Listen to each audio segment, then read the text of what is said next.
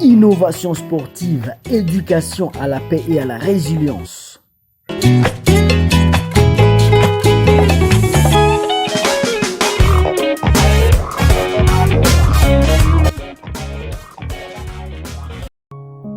Dans l'immensité des routes africaines, certains athlètes courent après de médailles.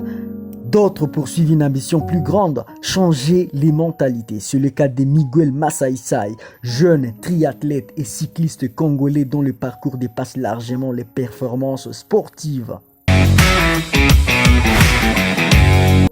Champion d'Afrique de l'Est en 2022, double finish de Ironman en 2022-2023, Miguel Masai Sai s'est imposé comme une figure de référence montante dans l'endurance sur les continents africains.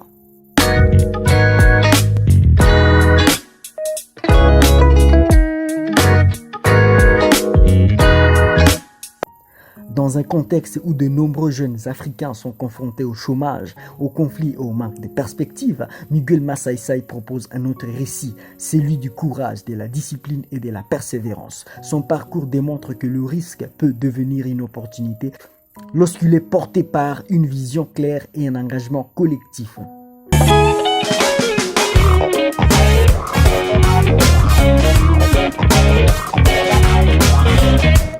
L'innovation de son projet réside justement dans cette capacité à relier plusieurs univers, le sport, la santé, l'éducation à la paix, la protection de l'environnement et le leadership de jeunes.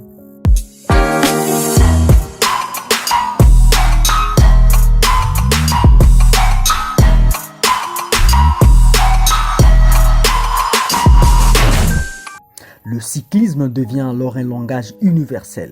Chaque kilomètre parcouru est un message contre la violence, pour le dialogue et la cohésion. Chaque défi sportif rappelle que la résilience est une compétence qui s'apprend, tout comme l'endurance.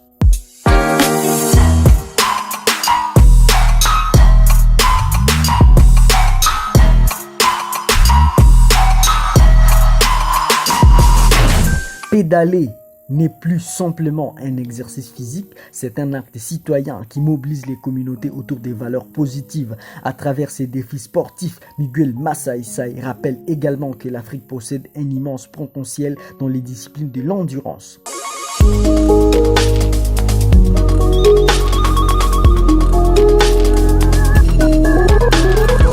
La paix ne se construit pas uniquement autour d'une table de négociation, elle se poursuit aussi sur les routes, dans des écoles, dans des villages et au sein des communautés grâce à l'engagement de la jeunesse. Avec davantage d'investissements, de structures et d'accompagnement, ces initiatives pourraient devenir de véritables laboratoires d'innovation sociale. Au-delà des trophées, l'athlète congolais construit un héritage, celui d'une jeunesse qui refuse la fatalité, qui transforme les obstacles en opportunités et qui choisit le mouvement plutôt que l'immobilisme. Parce qu'au fond, la résilience n'est pas seulement la capacité de résister, c'est la capacité de continuer à avancer même lorsque la route semble interminable et incertaine. Alors, je voudrais vous laisser avec une question. Pourquoi l'éducation à la paix ne figure-t-elle pas dans nos programmes d'éducation primaire, secondaire et universitaire? Vous pouvez me laisser un message dans les commentaires. N'oubliez pas également de vous abonner et de partager ce message pour qu'il puisse atteindre un grand nombre. À très bientôt, portez-vous bien.